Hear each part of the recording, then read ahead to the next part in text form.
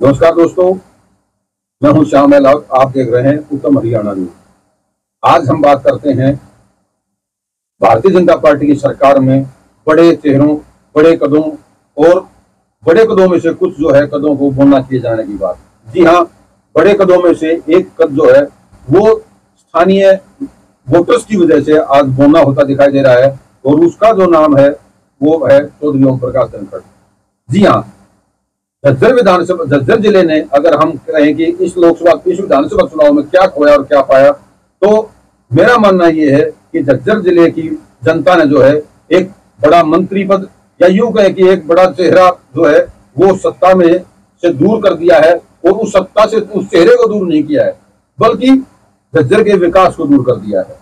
कुल मिला के आज आपसे मैं जो बातें कह रहा हूं उसका कोई अनर्थ की बातें नहीं है या वो हवाबाजी बातें नहीं है। आप देख रहे हैं कि भारतीय जनता पार्टी ने जहां जिस क्षेत्र से वोट मिले हैं, जहां जिस क्षेत्र से विधायक आए हैं, वहां अपनी सत्ता को बराबर से बांटने का प्रयास किया है। और उस प्रयास में एक तरफ जो है डॉक्टर अरविंद शर्मा को जोड़ने का प्रयास किया गया है रोहतक झज्जर सोनीपत को बूस्ट करने के लिए वो। लेकिन अगर चौधरी ओपी धनखड़ अगर यहां से विधायक बनते बादली से और अगर वो सत्ता में आते तो उनका कद एक अलग होता और यहाँ विकास के आयाम अलग होते। मैं ये जो है बेबुनियाद बात नहीं है। आपने कल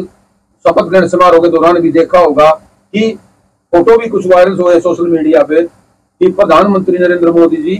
ओपी धनखड़ के साथ विचार विमर्श करते हुए अकेले जो है बात करते हुए दिखाई दे रहे हैं। ऐसे फोटो सोशल मीडिया पे वायरल भी हुए। इन फोटो से आप अंदाजा लगा सकते हैं कि 2 बार विधानसभा चुनाव हारने के बावजूद, तो पिछली बार जब वो हारे तो उनको राज्यसभा जो है प्रदेश अध्यक्ष बनाया गया, उसके बाद उनको राष्ट्रीय कार्यकारिणी में लिया गया और आज भी अगर दूसरी बार विधानसभा चुनाव हार रहे हैं और राष्ट्रीय सचिव होने के साथ साथ नाते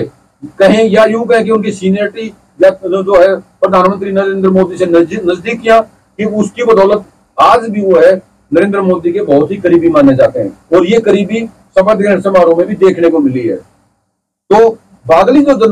हल्के में जो उनकी हार है, उस हार के कई मायने हैं, लेकिन सबसे बड़ा मायना यह है कि जो बादली विधानसभा क्षेत्र की जनता है उसने एक न केवल विधायक को हराया है बल्कि उन्होंने झज्जर जिले के या बादली विधानसभा के विकास को हराने का काम किया है। अब अगले 5 साल स्थानीय विधायक क्या कर पाते हैं, या डॉक्टर अरविंद शर्मा अपना मंत्री पद के साथ चाहे तो वो बहुत बड़े काम झज्जर जिले में कर सकते हैं, बादली विधानसभा में भी कर सकते हैं और वो शायद करने का प्रयास भी करेंगे, क्योंकि लोकसभा चुनाव में जो पिछले चुनाव में उनको जो जीत दी रोहतक लोकसभा के लोगों ने, उसमें झज्जर जिले की अहम जीत शामिल थी। और उस जीत के बाद उन्होंने जो राजनीतिक जो कद लिया है वो काफी बड़ा है और इस कद में अगर वो झज्जर जिले में विकास के कार्य कराते हैं तो और ज्यादा इजाफा होने की संभावनाएं हैं। लेकिन जो मेरा कहने का आकलन है, अगर एक मंत्री पद की बजाय डॉक्टर अरविंद शर्मा की बजाय अगर ओपी धनखड़ भी यहाँ से विजयी होते तो मंत्री मंडल में शामिल होते और मंत्रिमंडल में शामिल होने के साथ साथ इस झज्जर जिले में विकास के नए आयाम मिलते। ये मेरा कहना नहीं है, ये क्षेत्र के लोगों की आम बात है।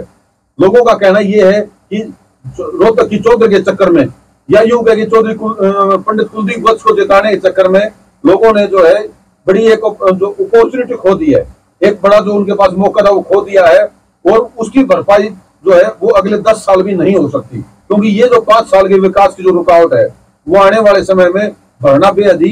कम दिखाई देता है। हालांकि अभी समय के गर्भ में मैं 5 साल आगे की बातें नहीं करता हूं, लेकिन जो क्षेत्र के लोग अभी से कहने लगे हैं वो जो चीजें निकल के आ रही हैं वो कहीं ना कहीं ये साबित करती है कि लोगों को, यहाँ के लोगों को मलाल भी है कि वो उन्होंने एक मंत्री को खो दिया है, एक बड़े कद्दावर नेता का कदबोना करने का काम किया है। लेकिन इन तमाम चीजों के बावजूद भी ओपी धनखड़ राष्ट्रीय कार्यकारिणी में हैं और जो शपथ ग्रहण समारोह में ओपी धनखड़ की प्रधानमंत्री नरेंद्र मोदी जी के साथ जो नजदीकियां देखी गई है उससे ये अंदाजा लगाया जा रहा है कि आने वाले समय में वो फिलहाल भले ही चुनाव हार गए हो, लेकिन आने वाले समय में उनको राष्ट्रीय स्तर पर कोई बड़ा पद दिया जा सकता है या उनको संगठन में किसी जो है बड़े पद पर लिया जा सकता है। हालांकि राजनीति संभावनाओं का क्षेत्र है और संभावनाओं से इनकार नहीं किया जा सकता। आने वाला समय बताएगा कि उनका भविष्य क्या रहता है और वो झज्जर जिले के लिए क्या कर पाते हैं। फिलहाल के लिए इतना ही, धन्यवाद।